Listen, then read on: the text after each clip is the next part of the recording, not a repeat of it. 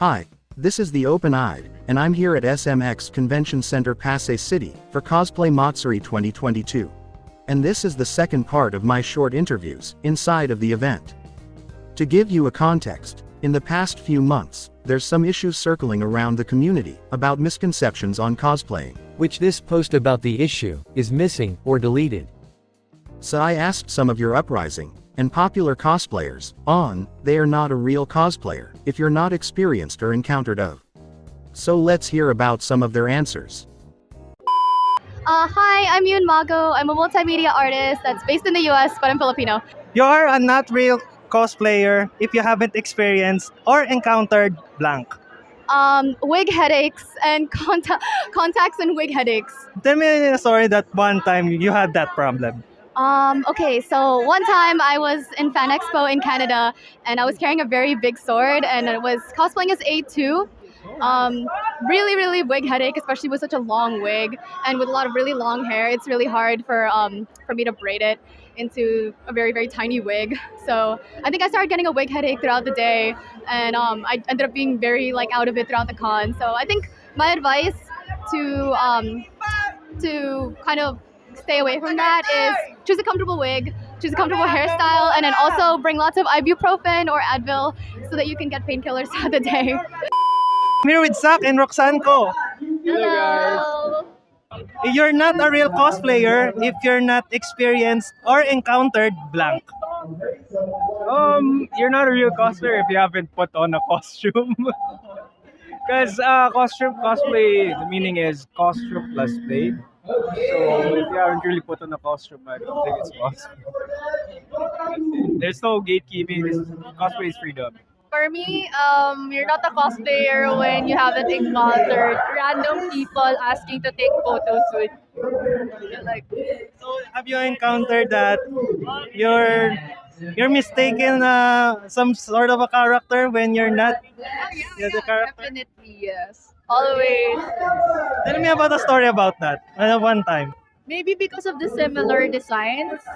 Like for him, especially when we shoot, they always call him Gushon or Naruto or Sasuke. Yeah. Or for me, Mia, Layla, like that. It's funny. Yeah, that's pretty much it. Every time I go out for a shoot, there will always be random people who will scream Gushon or Naruto or Son Goku. Guess who's back? Jay New. Hello guys! Who are you portraying for today?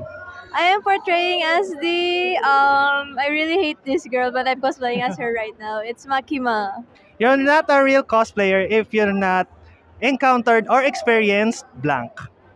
You're not a real cosplayer if you have not encountered struggling wearing a contact lens. Yeah, that's really my first struggle as a cosplayer. And cramming costumes. Cosplayer, we usually cram before the event. Hindi siya, you will not get totally certified cosplayer if you haven't tried even once na mag-cram sa costume mo. There was a time na biglang on the spot yung nasiraan ka bigla ng There's a costume. Yeah. So, yan, if na-experience mo yun, I can say that you're a cosplayer. Yeah. Hi, I'm Nixie Doodle, a potato cosplayer. Patatas talaga. You are not a cosplayer if you haven't experienced or encountered blank. Oh no, naglag ako. How can you say a cosplayer if you don't have wig or costume? Did you work your costumes or do you rent? I usually buy my costumes or have it made to order po.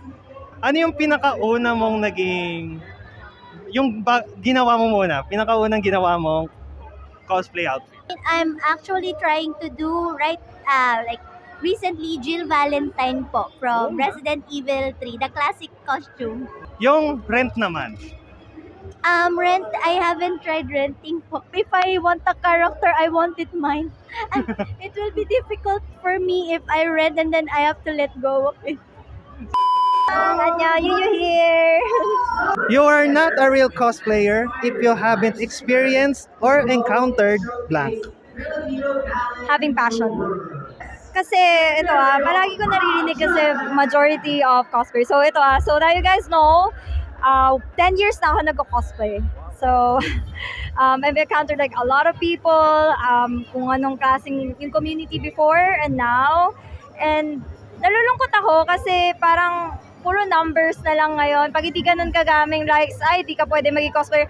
That's not true, okay? Not true. It's about having fun and expressing yourselves. And that's about having passion. Kasi, di ba, whenever you feel inspired, bakit ka nga ba nagko-cosplay? Yun kasi yun eh. If you're doing it for like the clout, or let's say, yun nga, sa numbers, I don't think that's a good reason. That's not, I mean, it can be passion, it's a way, but personal opinion ko, hindi talaga siya magandang basis. Kaya, ayun, for me kasi, reason that I'm cosplaying is kasi I love Miku, and because of that, eventually, I got introduced to anime and to gaming. Ayun, naka-Evelyn ako ngayon. So, hanggang ngayon, si Miku pa rin yung reason why I'm cosplaying. At the same time, it's to hone my craft. That Miku costume was the boost to make you hook into cosplaying. Ay nako, it was a funny story kasi I thought Miku was anime. So, nung mga weekdays pa ako. So, my friend introduced Miku to me. I thought na anime siya. So, I was researching. Then, I came across a cosplay na Miku. I'm like, hala, gusto ko gawin yun. Tapos, tiyan mo, like, nakakapag-cosplay na ako ni Miku. I have like 6 costumes ni Miku. Ganun kagaling. Sobrang saya ko kasi next year I'm planning on, if kaya, Miku photobooth naman. Kasi she's the reason why. Isipin nyo kasi 10 years na ako eh. So, ngayon, I want to go back where I started. 안녕하세요 여러분. 기대립니다. You are not a real cosplayer if you're not experienced or encountered blank. Getting bullied Bullied by what means? they think like if you cosplay a certain character, for them it's not enough. You have to be really 100% accurate, and they would judge and criticize you for doing not really, close to the reality or what you actually being portrayed, your character. So if people tend to see you that they think you didn't good enough, then they're gonna try to insult or degrade what you've been doing, and then you will feel bad. Of course, that's kind of like being bullied as well already. And for me, it's kind of like a really bad feeling if I'm experiencing like those, situation. Well, not only me, because a lot of my friends experience like that also. Like, example, you cosplay character that doesn't really suit you. So people would tend to criticize what you do.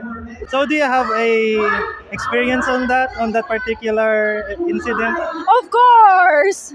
Like, back then, during my early cosplay days, well, of course, bata pa tayo nun eh. So, I got the chubby cheeks.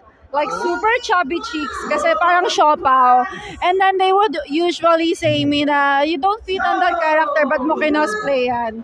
Or, your costume is so lousy. Why do you even dress like that? You're kind of like disgracing or giving no justice to the character. So, they've been trying to call you with a lot of names.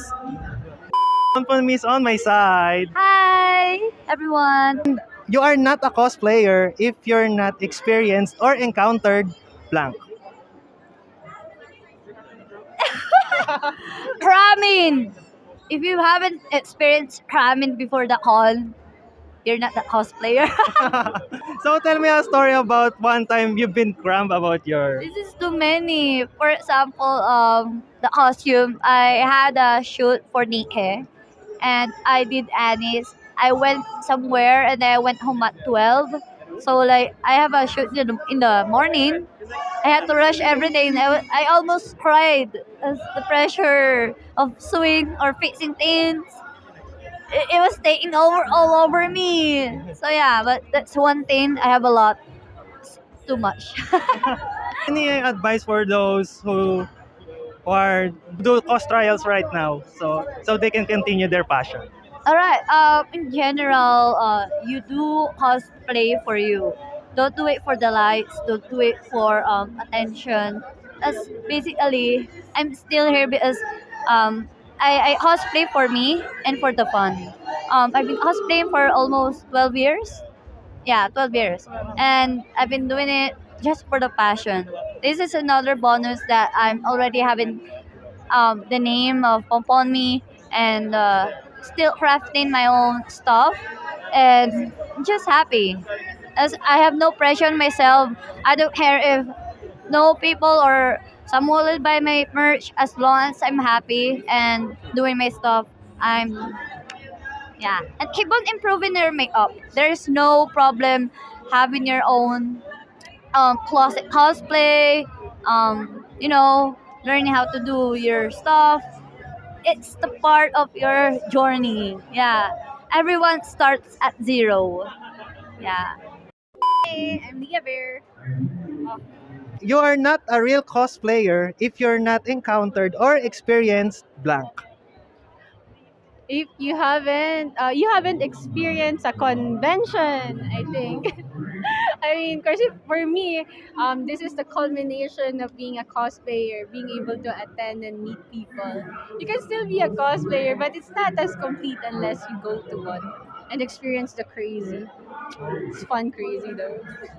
Tell me about the first time you attend a cosplay convention. Oh, that was 7 or 8 years ago. I'm old. Uh, it was next. It was next to a K-pop convention, and I had so much fun. I took pictures. I ran around. I didn't even cosplay, but it was so fun. I loved it ever since. The first time I cosplayed was Alice from Kame-sama no Memo Chao. Anit. Many thanks to these cosplayers for having such amazing cosplays and for sharing their experiences and time with us. Make sure you follow all of their socials so you can be updated with their upcoming activities. And this is the Open Eyed, signing out.